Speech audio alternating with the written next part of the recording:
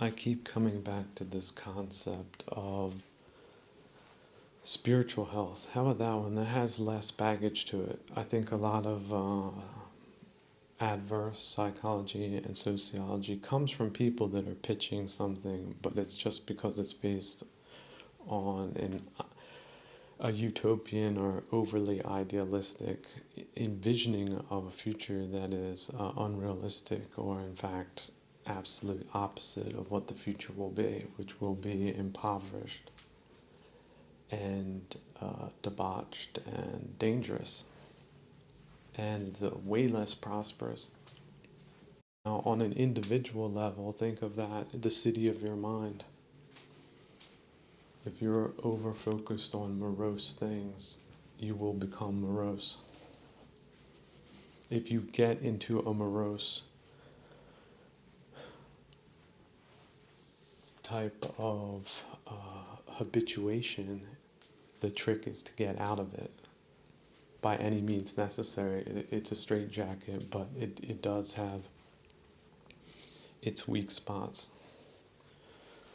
There's rips in the seams, but only in certain places and at certain times, and you can free yourself from it. You can go back to just a zero perspective, just I'm not thinking about anything right now. That's what I'm going to call meditative prayer.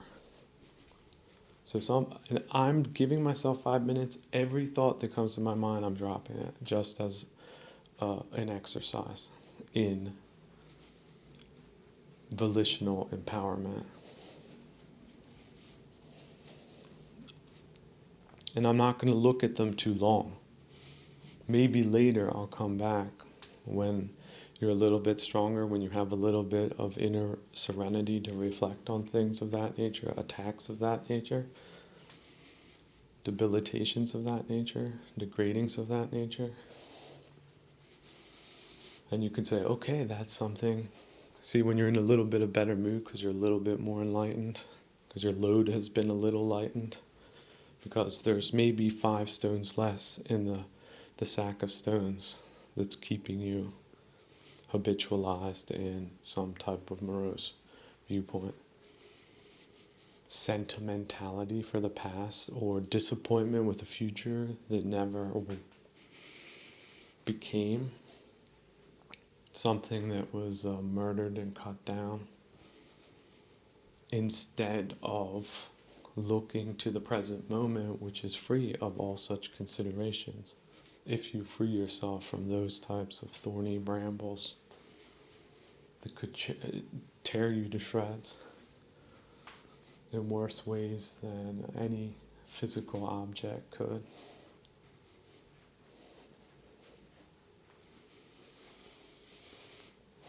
But what is the skill of envisioning a perfect world and then being disappointed with the reality that one was not received with? Maybe even if you had the perfect outcome, you could find this fault with that as well. Eventually you would, you would. If you had that type of way of going through life, no matter what you have, you will not be satisfied with it. That's the point. So change that principle. If you've adopted it, drop it. That's the empowerment. For example, the principle, no, you can't change. Society's going to define you, and you stay the way they think you are, but they never understood you in the first place. You didn't even really understand yourself, so it is a developmental process, and it's something that should be considered part of human nature. There are certain people that can give back so much more if they can just get through their misorientation towards pathological things, harmful things, agitating things. You get past that, you can do anything and be okay. You will self-generate chi. So, and just as what can happen in the individual, this can also happen socially, in that one avoids greed ill will and delusion. Delusion is bad planning. I thought this would be a good idea. It wasn't. Well, then drop that idea and do something else, even if that means doing a 180. I thought there was no thin ice here, and then I fell in, so now I'm going to deal with the causality of that delusion. I'm going to get back on my feet and dry and healthy as soon as I can, and then I'm going to make a mental note not to be so overly optimistic in the future, but also perhaps not being overly cautious if the conditions that would lead one into some type of paranoid way of seeing things. Leave that also behind. And you can also do that with fatalism. A lot of what happens to you in life is based on your decisions. And if you're a virtuous person, because you hold to those virtues like you would to the mast of a ship in high seas, no matter what, you're not letting go. You know what's in the ocean under those conditions. You know it. It's hell.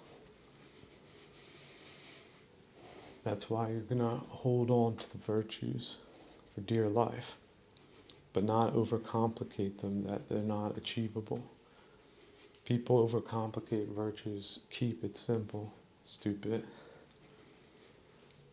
You have 5 fingers. There are 5 precepts. You can every day check your fingers. Your hands stay clean, your mind will be serene. It's that simple. You stick your hand in the dirt, now you got to clean it. You don't stick your hand in the dirt, your hands stay clean. The problem is that we think we want to stick our hand in the dirt. But that process can be counteracted if one is able to see it and knows where that will lead, because one has 5 fingers. That's a beginning. The further you go, the more fingers you can add. But start with 5. It's not too much, is it? And that's when I come back to these people that are doing way too much sports, for example. You're over-focused on the physical. If you think your body is important, and it is, think how much more important your mind and attitude are. Much more important. Do not ever feel shame devoting skill to sorting out what ails you internally that no one else can do for you. Give yourself the time, the courtesy, the compassion to do that, especially the time. No, it's not done in 5 minutes. And there are no physical results that you can look at and say, oh, I've accomplished this. I forgot about Aunt Betty's fiasco at the New Year Eve party when I was insulted for showing up with a blue silk bow tie instead of the standard black one.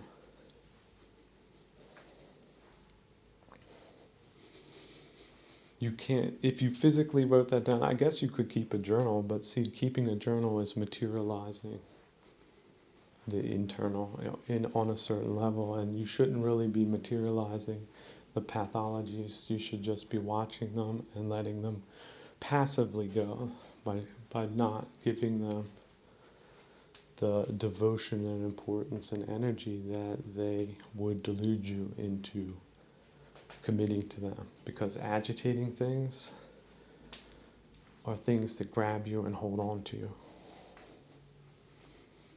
See, The craving side is you going out and grabbing things. Like just imagine a metal rod that's glowing red. You're the one that reaches out your hand and you're just holding on to that. That's the craving. But aversion, that's like a demon in a closet that you have to walk by. And it comes out and grabs you. And if you can't loosen its grip, it will hold you there in agitation, a state of agitation. And you will not get further even if you want to. Even if rationally there's no reason you should be thinking about aversionary things, it's got a hold on you. Well, you see how I worded that? It's not you, it's not yours, has a hold on you. And see, you would be self. But if you have no self, what does it have a hold on? Here I am looking at an aversionary thing. It's that abstract. That's how abstract you need to be about it. You depersonalize it because no self, no personal connection, no personal horse in the race, no nothing.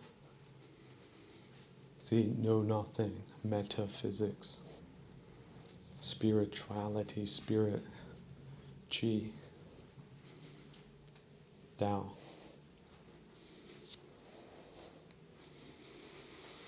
But here we are looking at the power of the physical body and trying to increase that. Imagine how much more the return should you empower your mind to free it from the hindrances. If you're coming from the gym, you just put in 2 hours. Some people put 2-3 hours a day in. You double that amount for your mind. What do you think the return will be compared to muscle, where you could have freedom and stuff? Freedom and health. Now here's part of the simile I like. I like that when people train their bodies, if we think of it not in terms of vanity, but in terms of training, practice. You want to be fast, or you want to be a little bit flexible. You want to create a supernormal conditions for your body. That's okay too, within limits. It's the point where it becomes vanity that it is degenerate. But if it's for practice, imagine there's a lumberjack and he has a staff and he does his physical body weight routine every morning that is also perhaps a form of Tai Chi. Now he's not doing that for vanity, he's doing that for performance, but performance within the parameters of what is appropriate. And maybe also not overdoing it because the job itself is strenuous enough.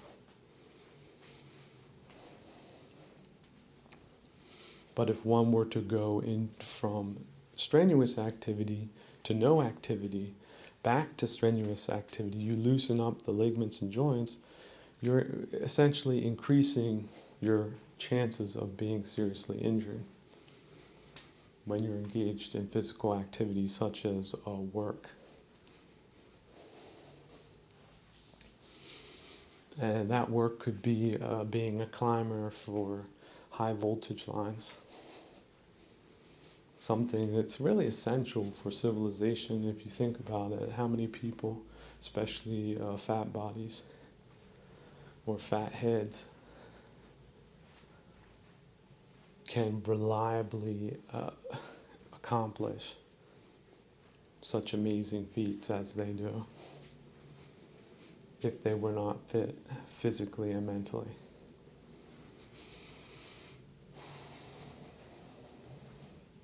So if you're fit mentally first and physically second, because they are correlated,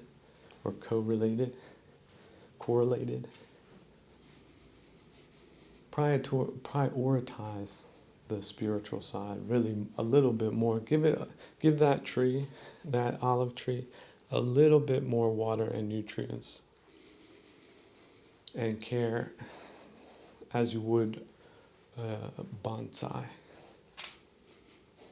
tree. And even the places, it's not perfect, even the places where it might have been neglected for some time and a branch has broken, that can be reconditioned in a aesthetic way, a jinn. Those are part of life, especially a burnt one, because it was struck by lightning. A flash of light, a strike. Why not accentuate that? Reflect on that. It's not perfect.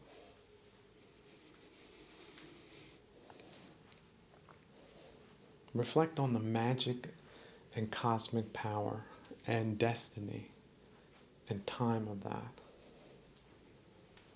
The chance of that. And then look at the tree. It's not dead. It was just a branch.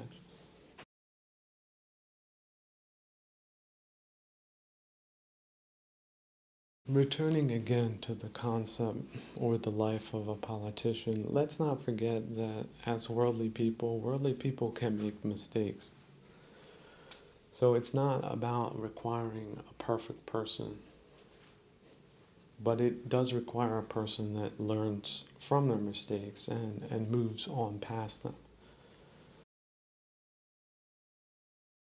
Here's another concept of development, is that sometimes it's not easy to get rid of the self entirely, and it can, with lenses of delusion, still keep you engaged to agitatory or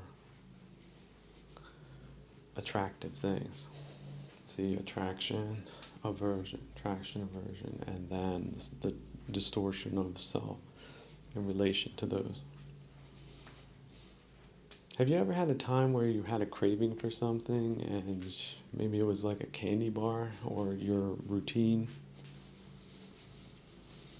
created the possibility to purchase that, or it was the only thing available and maybe you didn't have enough calories, so you decided to go with that just because it was available, but it was also good, but it also sort of typifies a time in your life, period, an era, perhaps of youthful exuberance, yet not quite knowing where the road will lead, somewhat expectant and somewhat impatient and somewhat distracted. Although I would say youth is more prone to attraction, whereas old age, or the older you get, you're more prone to aversion. So in the beginning, it's about taming your attractions and going in without expectations and not letting yourself be encompassed with delusions that usually revolve around attractions, and later in life it shifts to the more aversionary things where you start filling up with disappointments and sentimentalities and what ifs and second guessings and 2020 vision, right? Because it's that relationship didn't work out, but you didn't go in thinking it that way. You went in with the hopeful expectations and a bit of naivete. And in retrospect, it just seems so obvious that it could never have worked, and didn't, and probably should have been less painful and perhaps disappointing as it should have been. But disappointment is just a part of life. It's the delusion and then the disillusionment. It's a process, but if you can go through those processes in a more abstract way, a less personalized way, then you're just flushing out what is part of life. Life is about disappointments. Or disappointments are a big part of life. Of course it is. I didn't want to die. Well, you're born to die. You have a limited lifespan. You have a limited amount of time. Look at your watch right now. There is no guarantee that you will be alive in 5 minutes. There is none. You're a biological machine that is highly complex, more complex than you know, and yet you think all of that belongs to you. It doesn't. Tell your heart to stop beating right now, just verbally. Give it a verbal command. It's not listening to you, or not in the way you think it does. You just assume it belongs to you, just like you assume you have a self. But these are assumptions. One is a psychological assumption, one is a physical assumption. It's my fingers, right? Well, if somebody takes a meat cleaver and chops off your pinky and throws it to the alligators, you're going to go in and jump in and grab your finger back? Or are you going to cut your losses? And, oh, look. You looked down, you looked up, and your pinky's grown back. It wasn't cut off at all, you just thought it was. Or how about this? People that do lose body parts, they think their foot is still there. It feels like it's still there. It's just they never stub their toe. But their body, their mind adjusts to a concept of wholeness.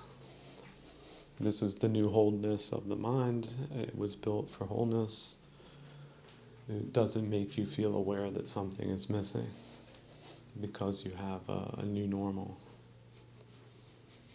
of physicality, which resents the spiritual normal or sense of well-being. Or completeness. You don't feel incomplete. So you can come back from injuries, you can come back from disappointments, and there's no shame in working through either one, because no one else will for you.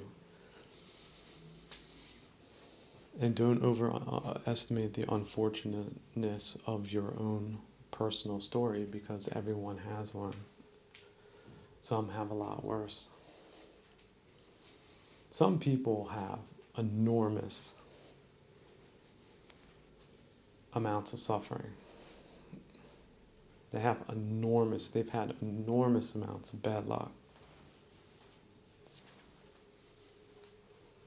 And yet, if they're skillful practitioners, they can get through that, just like you can with what you believe to be your important stories that, no, actually don't define you. Because they're not really your story, they're just the story of humanity as a whole. The human condition.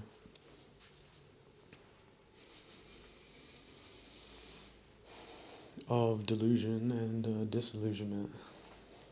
And yet disillusionment, it suffers in the beginnings. That's part of the chitta process, the reflective, meditative process. But once you get through that barrier and you harden, you endure through it, you walk through it, it no longer affects you. At least not as much. Just like being in the cold, people jump in, they axe out a square in a frozen lake,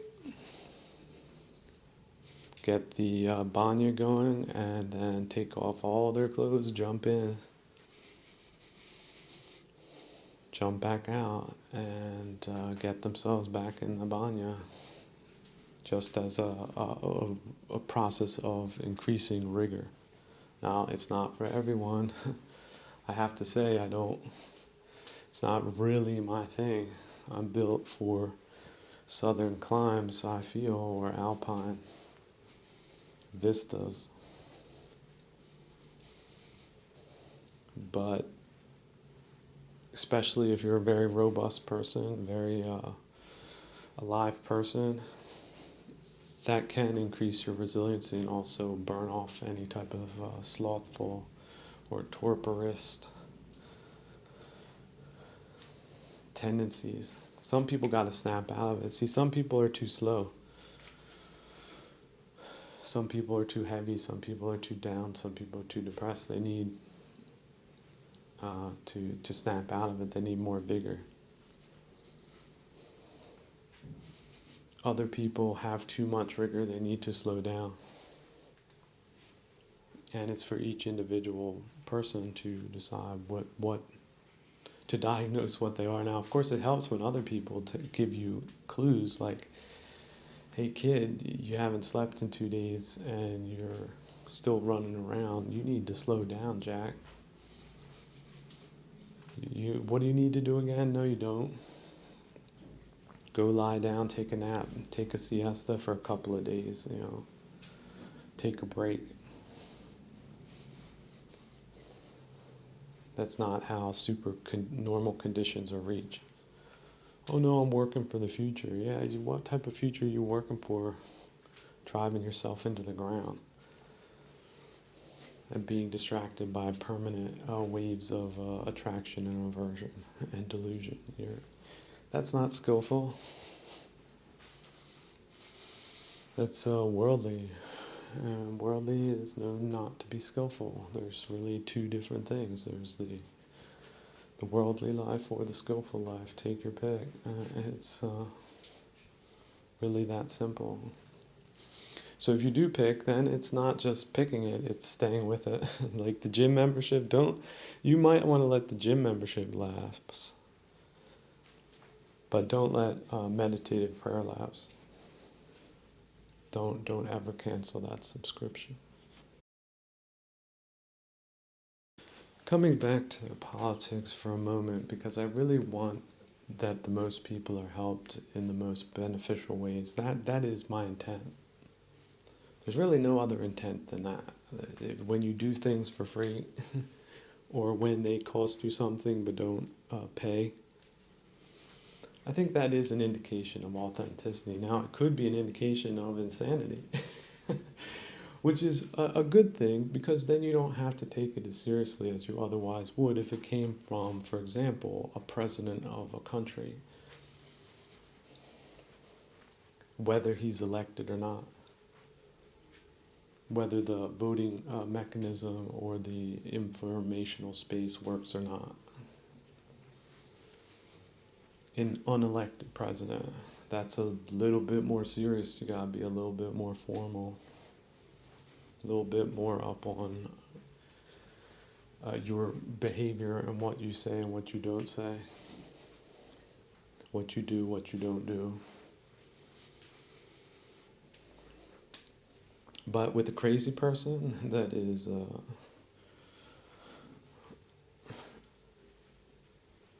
not important at all, who cares? You can talk to that person. Hey, here's a guy laying under the bridge. Hey, what's up, my friend? How's the weather today? You don't have to be on guard, because there's really nothing to guard against. But coming back to the point of personal development, you can go into poetic developments. It's a spiritual development. It's a spiritual journey. So you can start off, let's say, at a disadvantageous, ignorant position, sort of where we all start off, and then you can progressively develop your skills that take you into different avenues, such as becoming a giant of literature or a superstar of astrophysics or a composer, things that normal people don't find in the wanted list or advertisements for employment, such as in paduginistic societies that have lost touch with what authentic culture looks like, because they overmanage it, because they want to produce it, because that's how you can damage it and misdirect it and abominate it. So yeah, you can live through times like that, or you could live through other times where things are more ascendant and less descendant into hell-like conditions based on hell-like causalities. Now, of course, as a very sensitive person, or a once sensitive person, it's really not skillful to get into either the details of what is aversionary and what is attractive. Because you are funneling a certain amount of energy into those things by describing them. You're interacting with them, albeit in an abstract way, which can be therapeutic, for example. People who bathe in pine tar know the magical properties of the stuff. But you wouldn't really want to drink pine tar or deal with it all the time. You use it as a form of medicine. And yet some people need more medicine than others, and yet some people have more medicine, and some people apply it properly and some overdo it. And yet that is a field of your experimentation that should not be disrupted with trivial distractions or trivial pursuits, even if they're considered essential by a majority of people. They consider themselves nominally connected to you on some ideal level.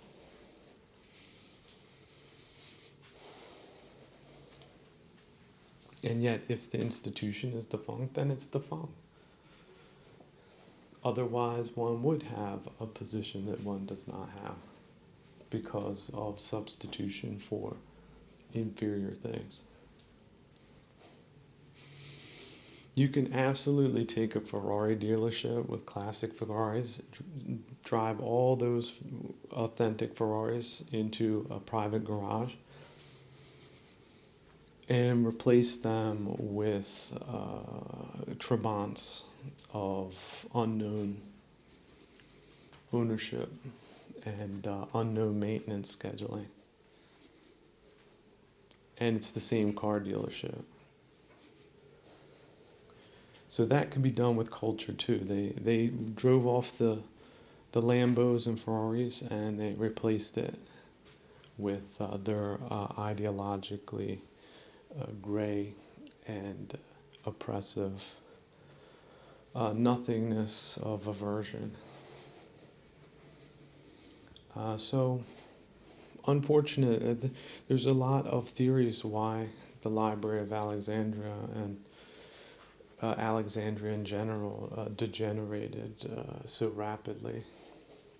But I don't believe it had to do with the library. Those people that were involved in that, they weren't involved in the destructive parts, but there apparently were destructive parts. And looking at the spectacle of world politics today, it's really understandable what those destructive things could have been. There's so many people that think they can do that and can't. I am hesitant to make that claim that I could do anything better.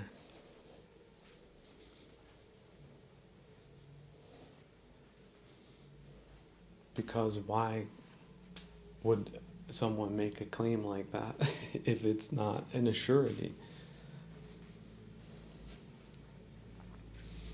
It sounds like an extremely difficult and thankless task, even if one was remunerated for one's services.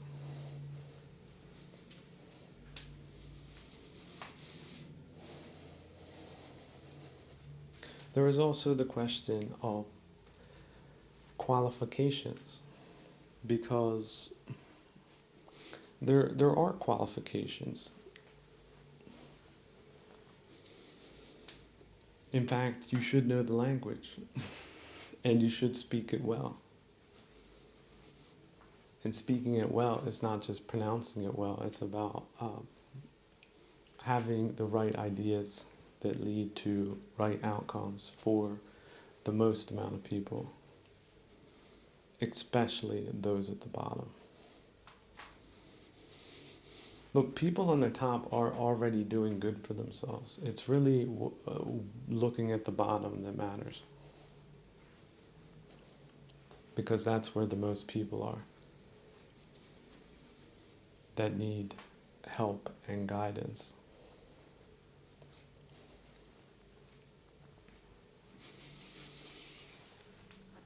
So I heard that there just aren't enough candidates, or not credible candidates. I think how can you engage in judo if you have no competitor?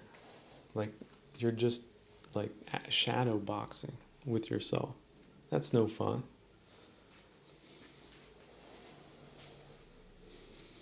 Now, the point of a judo match is not to brutalize the opponent or bludgeon them to death. It's about mutual skill and respect. It's a fair contest with a clear winner. I think there are, especially in the realm of politics, old operators that don't have diminishing skills. Their skills improve, especially the skill of reform.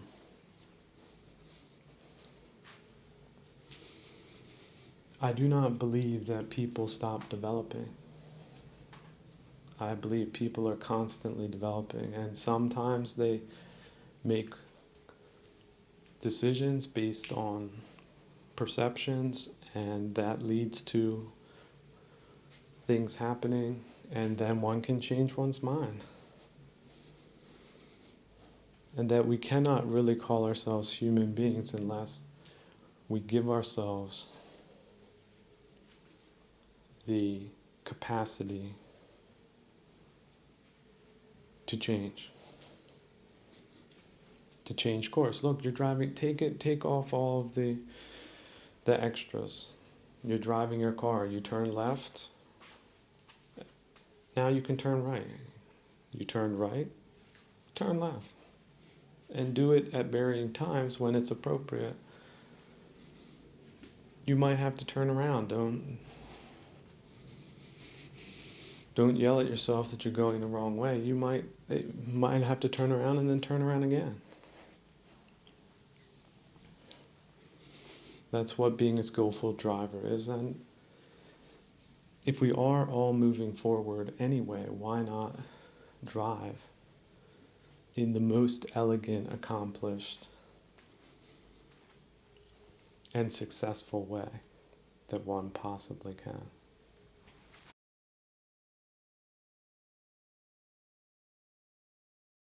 Now, I would also like to say that looking back on previous iterations of opposition, I don't think it was good enough for Russia. I don't.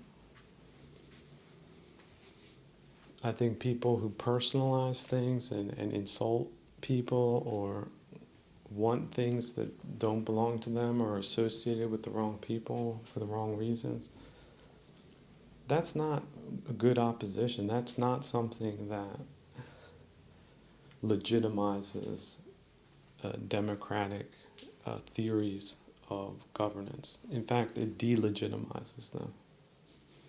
And it did delegitimize them, and that's why certain people decided to take a certain different course, which is understandable on a human level. I always say, look at the animals. If the animals jump onto something, they didn't do that because they're at fault necessarily. Something triggered them off. On the other hand, there's dangerous animals out there, so over-understanding what crocodiles are or do is not necessarily the wisest of inquiries. And yet, it is fascinating because it is real. Crocodiles exist. But humans are not crocodiles.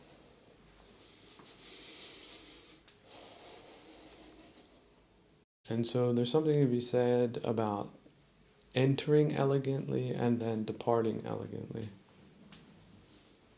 and creating transitions that lead to optimal outcomes rather than ones that are less optimal than they should or can be.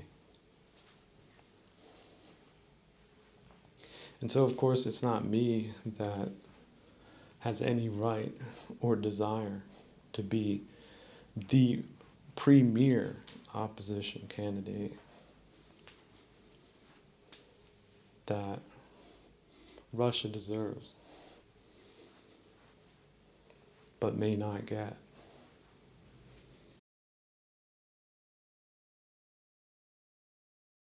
But seriously, joke aside, can you imagine they show up? Oh no, Mr. So-and-so, no, we heard what you said and we think it's a good idea. And so no, you are the candidate. And then I tell them, no, I did not. This was just a theoretical exercise. I did not commit to any position. Especially because it is absolutely none of my business. Absolutely not.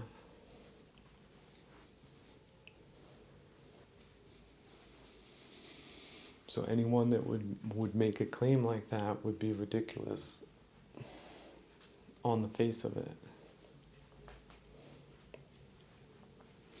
In fact, I'm very happy that it is none of my business. Because how can you do business in a country like that the way it is? And so I would rather see that change than to think that it can't be done. I also thought that it is a lot more honorable than a duel of pistols, a duel of wits. And it's not wits for a personal enrichment. It's wits that can be used for the good of all of mankind.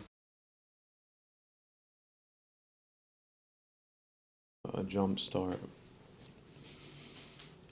of creative energies in a place that could use it. But my proposal as the opposition candidate who is for peace is that I'm not personally invested in any of the projects of previous administrations. In fact, some of them, it's not going to be my position. Well, it is my position, but it's just a position in this instance at this time, which is to call for a cessation of hostilities and a return to the 1991 border. And conciliatory financial gestures are made to the Ukrainian people. So that's the position. That's not me. I'm not personally invested in that position, other than it's the right thing to do at this time. Now, this is where the opposition differentiates itself from current policy. So obviously people that are invested in the other idea should not vote for me. I do not want to trick you. I'm stating openly, if 71 million vote for the substitution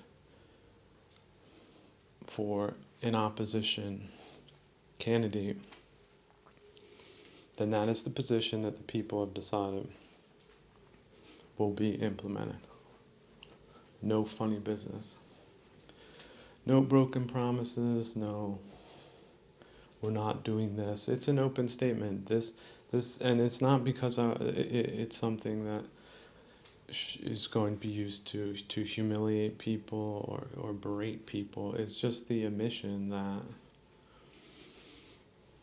people have the volitional option of taking a completely different course of action if one believes that that is indeed the most wise strategy to proceed forward.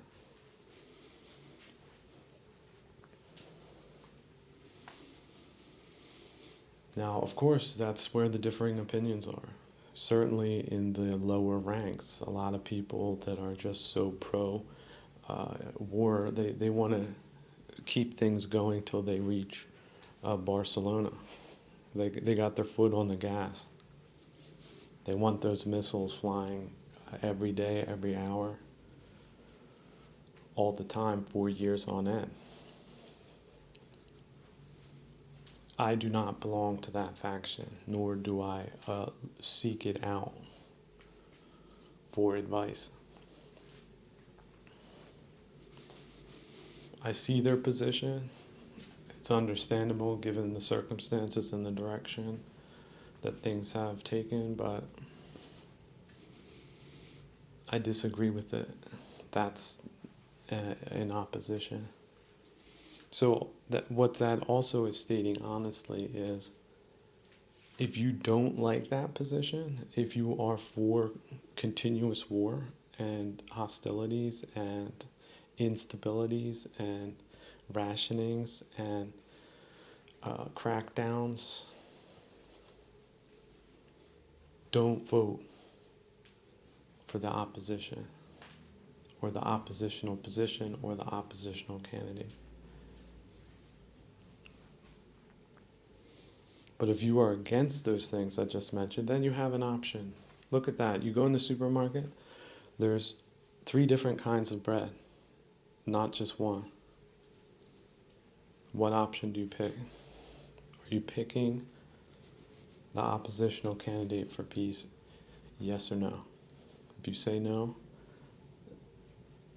that's your decision. You say yes, that's your decision. And if you do say yes, stand by your decision to say yes. It's unfortunate that, imagine the election were today, that this war cannot be stopped before this Christmas, but just imagine if it was possible. Just imagine we're 1 year later, and because you vote yes, and everybody, a lot more people voted yes than no, everybody comes home for Christmas alive. On the other hand, if you have no choice to vote yes, just imagine how many people won't be coming back alive or will be coming back with serious debilitating injuries, if at all.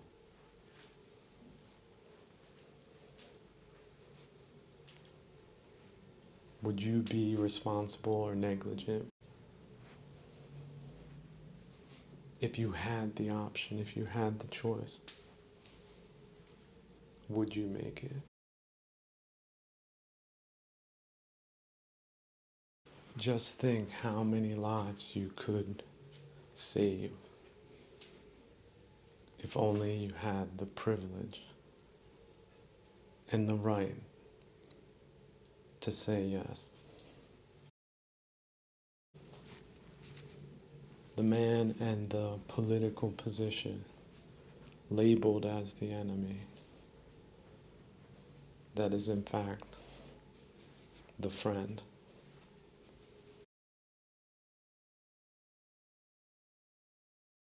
This argument that because there's a war on, there can't be a vote, that is actually not true. It's just how do you organize it. You shouldn't do it in a dumb way. You need to do it in a new way.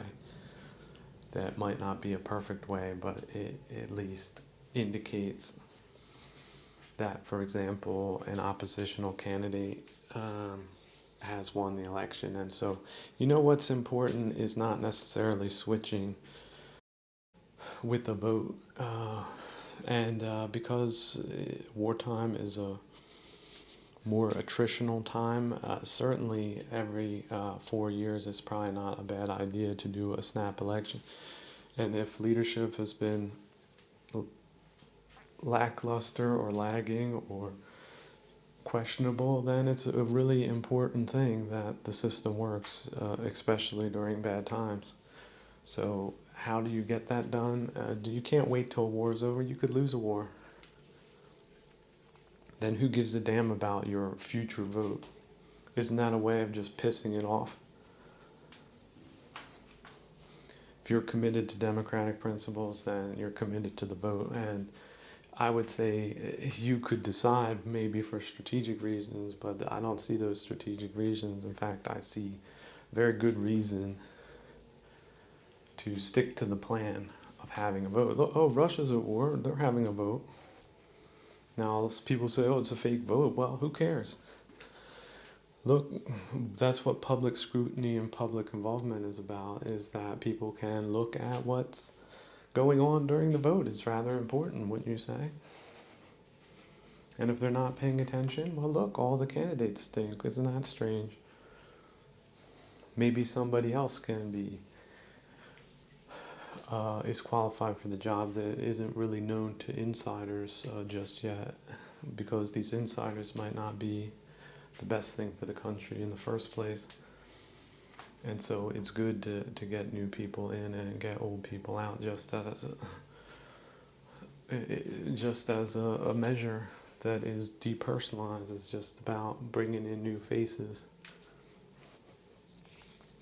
So the claim that that's somehow destabilizing, I don't see that claim at all. I see that as stabilizing, as a system that's working. So Ukrainian opposition, it's not enough to be right on principle. You need to make it happen. And don't put up dud candidates and bet them a lot more. From another abstract point of view,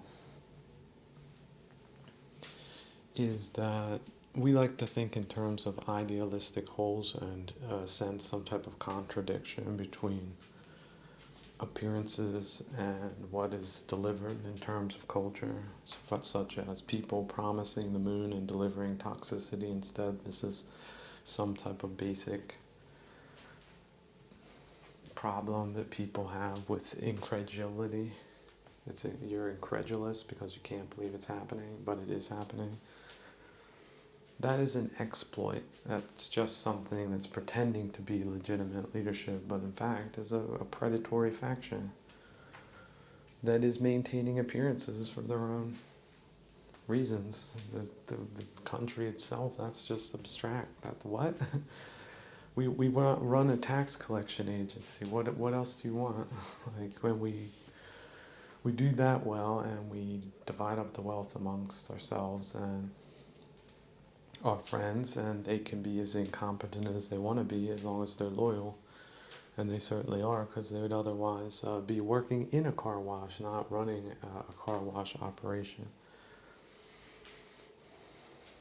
And they know it, and everyone else knows it, and that's why they're committed, and that's why you can have an inversion of the bottom class becoming the top class in a classist society, an inverted classist society, which is typified by oppression, brutality, poverty, decline, and bad decision-making strategically and tactically for everyone but people in on the take.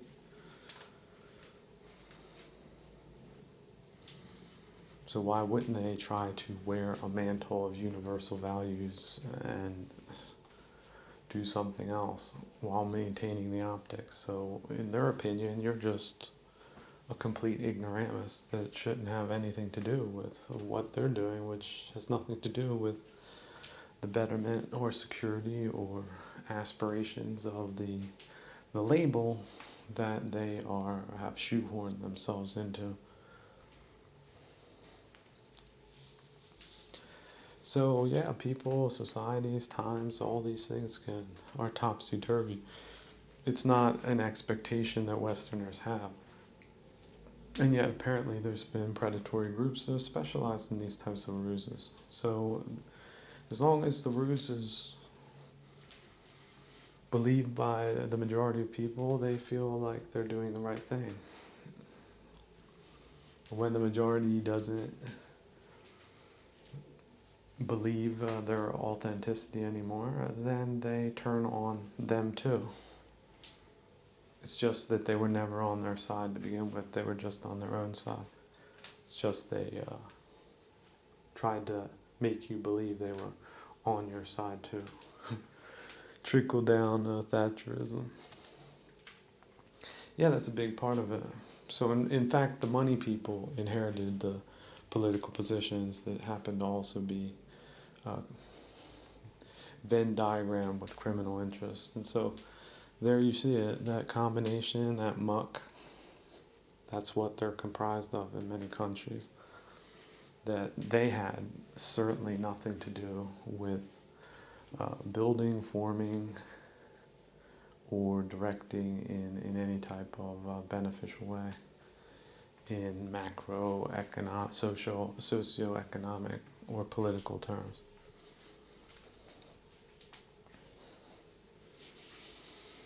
With less dedication to the places they represent than certainly out to lunch, space cadeted aristocrats of the past. This version is much more delusional in many ways, because they also represent a more potent expression of subnormalcy, because that's certainly a subnormal thing to do, is to predate on governmental organs that have nothing to do with your predatory group, until the predatory group decided to make it its carcass to feast on, to vulturize and vampirize. So, zombie industries, zombie countries, countries in name only, security in name only, economies in name only, principles in name only. Don't go there if you can avoid it, and if you get there, then go someplace else.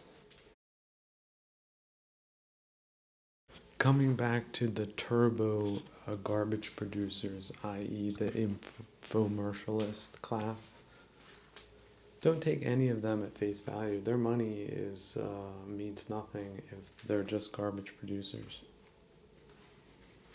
So they will try to get into your face. That's part of their pitch. They're like junk mail.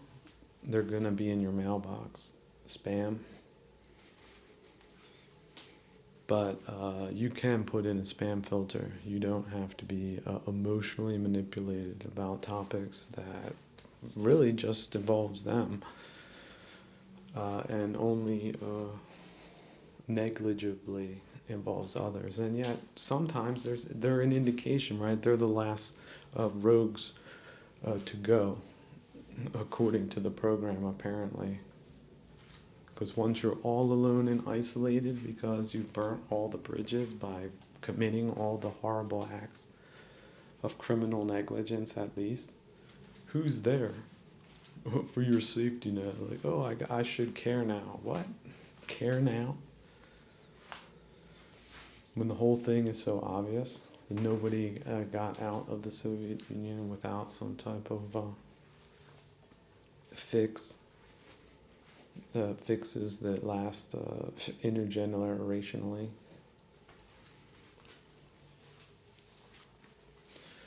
So what do you think the effects of those maybe the bad people who called the good people bad are actually worse than you thought.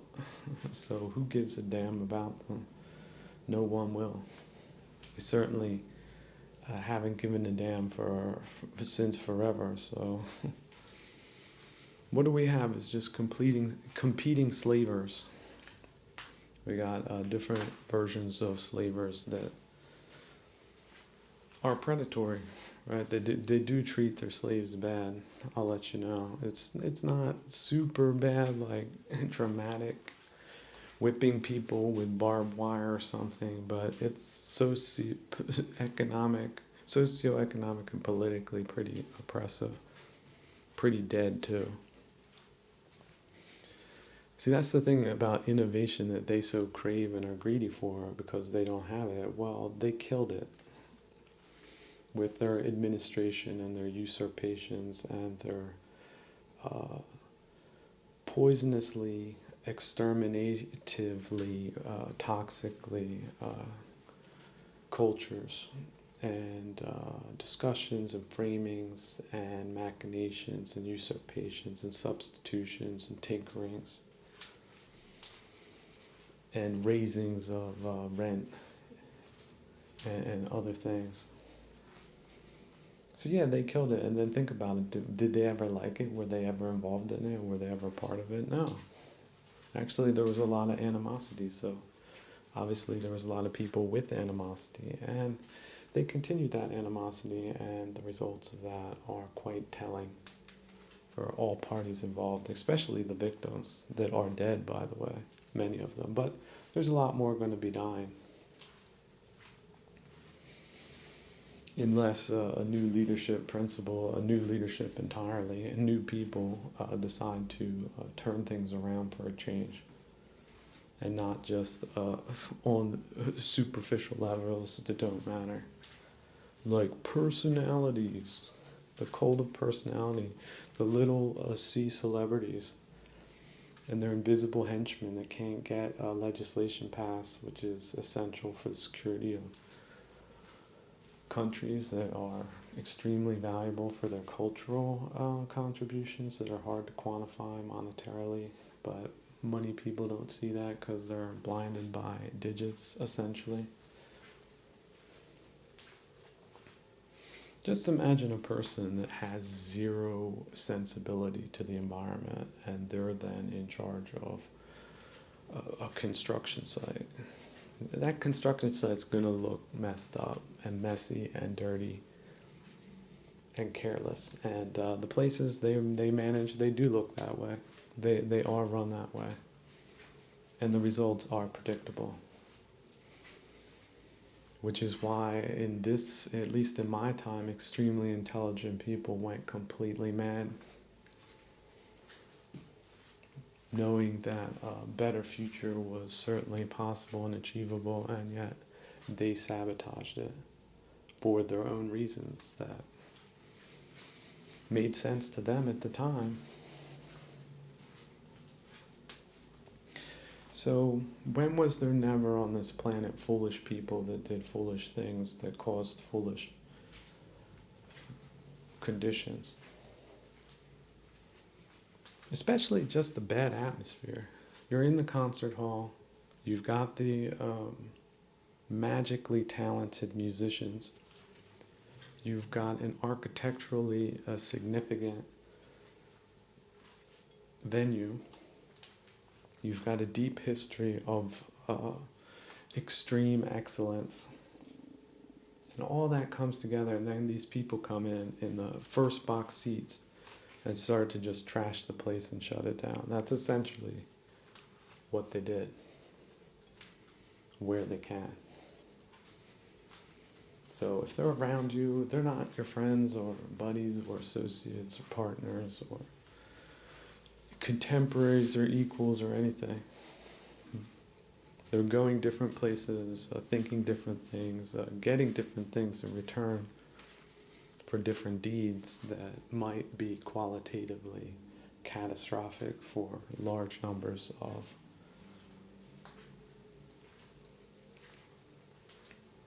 pricelessly valuable people that they destroy en masse. Is that an accomplishment? When did that become an accomplishment? Well, in war, it's an accomplishment. So, but what we have to understand is this war was conducted from the inside more than the outside. So they're amongst us, misrepresenting what's best for you, because that's best for them.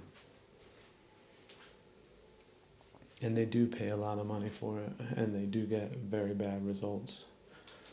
But it does look rather professional, because it is. It's a professional operation that's organized and funded and causing bad results because of the misaligned focus on things that might not be strategically sound in the short or long terms for other people's interest or reasons that perhaps aren't openly stated by them, but might be something they've agreed upon privately just because it works for them. So two sides of the same coin, three sides of the same coin. Whatever it's got to be, apparently. If someone has problems with slaves, determining they don't want a culture that is manifestly inferior to the one they would otherwise have without the slaver class. Inverted classes, how horrible is that? That's a nightmarish dystopian situation, and yeah, the results speak for themselves, don't they? But if you do think of it as an act of war, you can have better closure. It's just a lot of people believed the funny story that led them into this hell that they made for themselves. And yet, from their standpoint, it wasn't a betrayal. It was just an attack, a disguised one. Here's some flowers. Psych. Boom. They think that's funny. It's just the numbers that are rather chilling. Well, they needed some help to make that thing happen. And they did find some helpers. And those helpers feel like they came out ahead. And they sort of did on a material level. They're not the ones starving outside in freezing cold. And yet that didn't happen thanks to them. So do give credit where credit is due. I'm not saying blame them, but there certainly is a causality between culture and life satisfaction and evolution and development and research and just caring in general. So if you've lost that connection, it's time you reestablish it and don't ever let it go. Because if you do, you're lost. You're done. The jig is up. They will encroach on a vacuum. So if you're in that game, get out. But if you are in the game, don't expect to be forgiven or forgotten in some type of good way. Although, if you're lucky, that's what will happen. Bad things really aren't worth remembering. But if they won't go away, then they're not a memory. They're still a reality, aren't they? So. But when have foolish people ever heeded wise recommendations? So we'll just see where the train derails and how. That's sort of the way things stand now. We can simplify it down to a ploy, messing up the most basic things to throw someone off in life. So creating confusion about, for example, roles in society or what one's strengths are and aligning people in a caring, compassionate, and enlightened way, civilized way, rather than creating disingenuous framing that this is success, which is something that is unachievable, but, directing your attention from the things that are achievable that might not be as aggravating as the thing that they are socially framing as desirable when it isn't. That's deception, and that's what they did. That's essentially what their sociological tropes are supposed to do. You drive straight into the potholes of life because they have socially manipulated into desiring or being averse towards the wrong things. And the simpler the thing they can do that to you with, such as, oh, I'm a boy, I'm a girl, you're screwed for life, man, or woman. You are. You just don't know it yet. Like, you get that thing wrong, and kids can be taught the wrongest of things if you give operators access to them. And they're taught that programmatically on an organized social framing type level. That has devastating and predictable consequences, and it has. How many things you're going to learn after that wrong lesson that even matter, do you think? So that's what they did. It's not all that complex, but it does have different expressions of it, different variations of the ploy. That's what they employed. That is what they are employing. That's what they're shilling for. So it does behoove you to know who they are and realize that they're not operating in your best interest if you're a civilized country. And you should be or want to be if you're a good person. If you're not, it doesn't matter. You're identifiable. You're an unreflective person at best. And a volitional one at worst. Someone who's high on revenge for imaginary slights.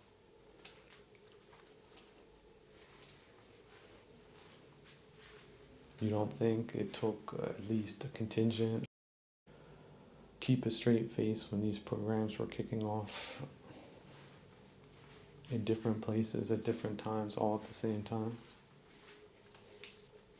Then you would be wrong. It has to take people like that, and they have to be identifiable in some ways,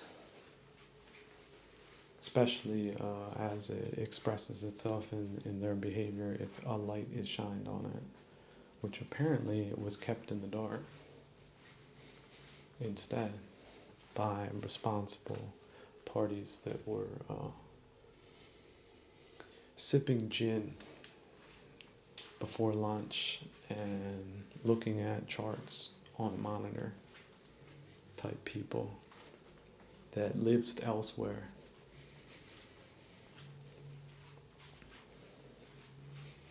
Or in town but in fortresses and bunkers type people. Because they're not really living like you do, exposed to the wonders of their detached policy decisions that directly negatively affect the lives of all of the citizens living, having the unfortunate reality of having to live in municipalities that they have co-opted for their own purposes that are illicit per definition. Once great, see, is that sentimental? Why leave it at once great? Why not thrice great? Or quadruple great? Or quintuple great? It's just a matter of direction. It's a matter of conducting the orchestra in a harmonious way instead of the old way when they were banging on trash cans when people were trying to rehearse. Because they had the high ideas that it was better their way, but turns out it wasn't. And they had reasons for being so convincing and mesmerizing. But those aren't reasons we should really care about, because we got better things to do. We got great music to conduct without unnecessary agitatory distractions of any kind, especially none of the cultural kind.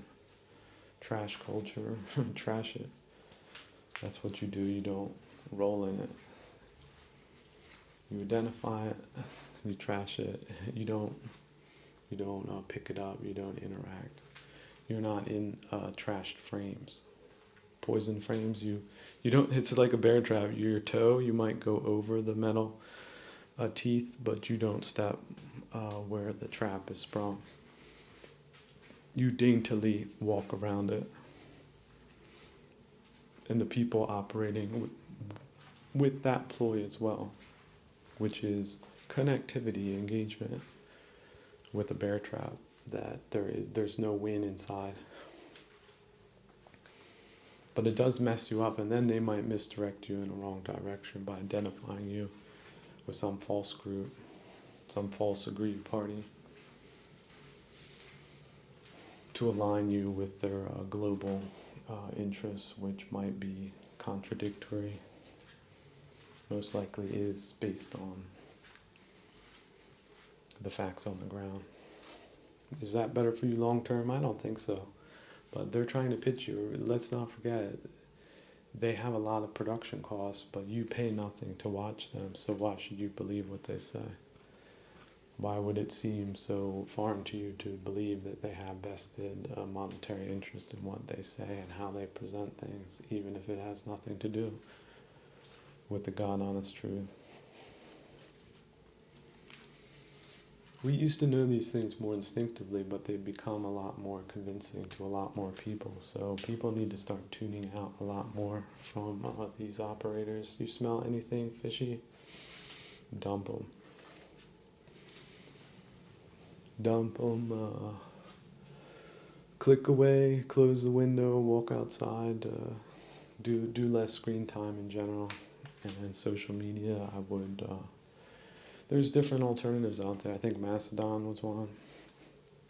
On the one hand, I do think they've cleaned up the venue a little bit, but it's just, who knows what's on the proprietor level. Anybody that's allowed this situation to happen, is there has to be a lot of people that are responsible for that and are still walking and talking. So until that's cleared up, I would take whatever precaution you deem to be appropriate under the circumstances, which are extraordinary. And yet, how much more better and supernormal it is not to engage in any type of blame game, sentimentality, or woe is me-ism. This is the problem with aversionary things. You get into things that are truly aversionary, and then it's harder to get out than you thought. It's probably best that you never went there in the first place. Is that not so? What would a philosopher say that's disinterested in you and your particular case, or your particular agitation, or your particular fixation, or your particular right way of doing things and the wrong way of doing things? What would a philosopher say? And not a hateful, toxic, misguided one that we have to put up with today by design, malicious intent, but rather just the pure word itself, the meaning itself, straight back to Greece.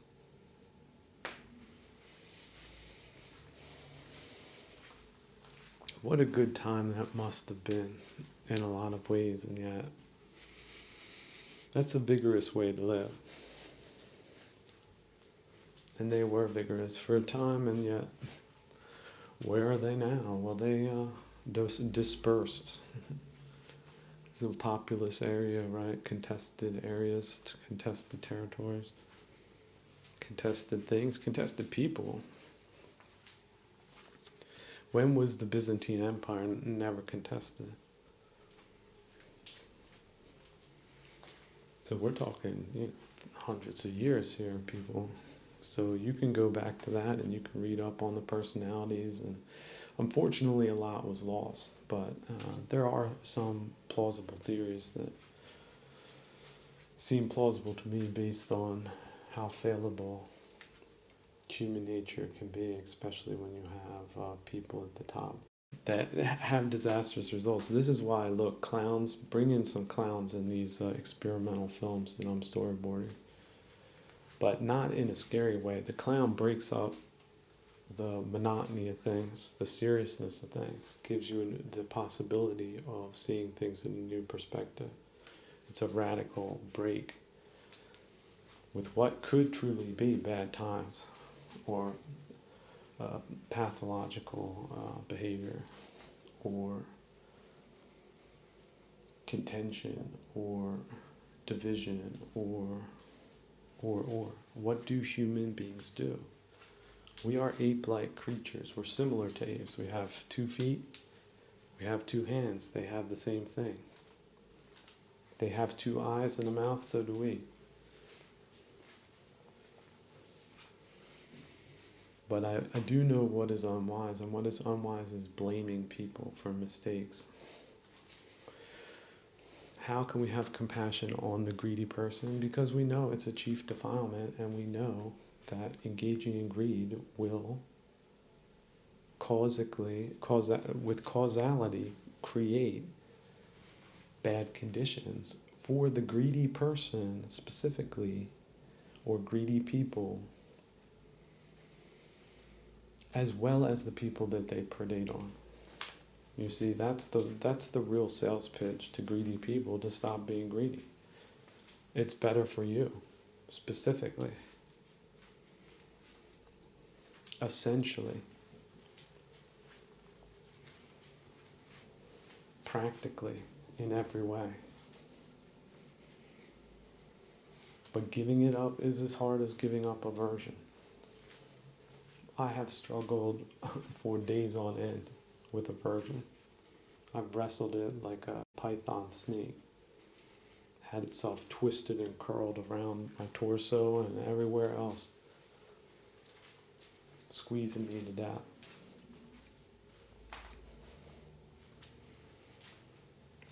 And yet, with a little bit of wiggling and some patience and determination, I managed to get out of that too. And so can you. Why not? I don't like these groups that define themselves, especially in hysterical, identitarian ways. These are also poison frames that one should look at with some sense of suspicion. Who defines your group to you?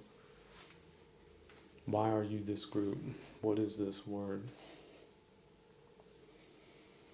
Does it really define you? Is that right? Who are the definers of you?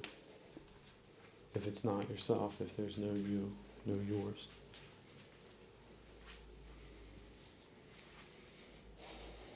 So could that be a racket too? If it is, do you think it's in your interest, or do you just believe it's in your interest?